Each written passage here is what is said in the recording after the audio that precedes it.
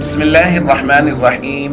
عن أبي هريرة رضي الله تعالى عنه عن النبي صلى الله عليه وسلم قال: من كان له سعة ولم يضحي فلا يقربن مصلانا. رواہ ابن ماجہ۔ نبی کریم صلی اللہ علیہ وسلم نے ارشاد فرمایا، جس شخص کے پاس قربانی کرنے کی گنجائش ہو اور وہ قربانی نہ کرے تو اسے چاہیے کہ وہ ہماری عیدگاہ کے قریب بھی نہ آئے۔ دوستو، شریعت کی نظر میں ہر بالغ شخص کا نصاب الگ ہے، بھلے وہ مرد ہے یا عورت ہے، ہر بالغ شخص کا نصاب الگ ہے، خاص طور پہ عبادات و طاعات کے اندر، جیسے حج ہے، جیسے زکوٰۃ ہے۔ ہر بالغ شخص پر الگ سے زکوٰۃ لازم ہے اگر وہ صاحب نصاب ہے، الگ سے حج لازم ہے اگر وہ صاحب نصاب ہے، لہذا والد الگ سے زکوٰۃ دے گا اگر وہ صاحب نصاب ہے، اولاد الگ سے زکوٰۃ دے گی اگر وہ صاحب نصاب ہے، شوہر اور بیوی الگ سے زکوٰۃ دیں گے اگر وہ صاحب نصاب ہے۔ تو عبادات و طاعات کے اندر ہر بالغ شخص کا نصاب الگ ہوتا ہے۔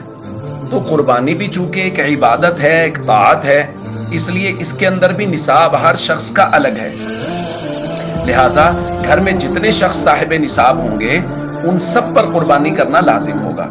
یہ بات درست نہیں ہے کہ گھر میں سے ایک شخص قربانی کر لے تو سب کی طرف سے کافی ہو جائے گا، یہ شریعت کے ضابطوں اور اصولوں کے خلاف ہے۔ اس لیے ہر شخص پر الگ سے قربانی کرنا لازم ہے، جو افراد گھر کے صاحب نصاب ہیں۔ لہذا گھر میں اگر 5 افراد صاحب نصاب ہے تو 5 کی طرف سے ہی قربانی کرنا لازم ہوگا، اور اسی بات کو نبی کریم صلی اللہ علیہ وسلم نے آج کی اس روایت میں جو ہم نے پڑھی، حضور نے بیان فرمایا کہ جس شخص کے پاس بھی وسعت ہے، من کان لہ سعہ ولم یضحی، لیکن وہ وسعت کے باوجود قربانی نہیں کرتا، فلا یقربن مصلانا، حضور کی ناراضگی کا انداز یہ ہے کہ حضور نے فرمایا ہماری عیدگاہ کے قریب بھی نہ آئے۔ تو اس لیے قربانی کرنے کے متعلق نصاب کی اپنے نصاب کی معلومات کریں۔ آج کی تاریخ میں تقریباً 1,32,000 روپیہ وہ نصاب بن رہا ہے، چونکہ 52.5 تولہ چاندی کا حساب ہوگا تو 1,32,000 روپیہ تقریباً نصاب بن رہا ہے چاندی کا، کہ کوئی آدمی صاحب نصاب ہو جائے گا۔ اگر عید کے دن، عید سے اگلے دن یا اس سے اگلے دن کسی آدمی کے پاس 1,32,000 روپے مالیت نقد آ گئی، یا اس کے کسی جگہ دکان وغیرہ میں لگے ہوئے ہیں، یا اس نے کسی کو قرض دیا، کسی بھی شکل میں اس کے پاس موجود ہے اور اس پر قرض نہیں ہے، تو اس کو قربانی لازم کرنا ہے۔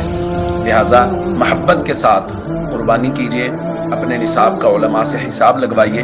اگر قربانی ذمہ لازم ہے تو عقیدت اور محبت کے ساتھ قربانی کیجیے۔ السلام علیکم ورحمۃ اللہ وبرکاتہ۔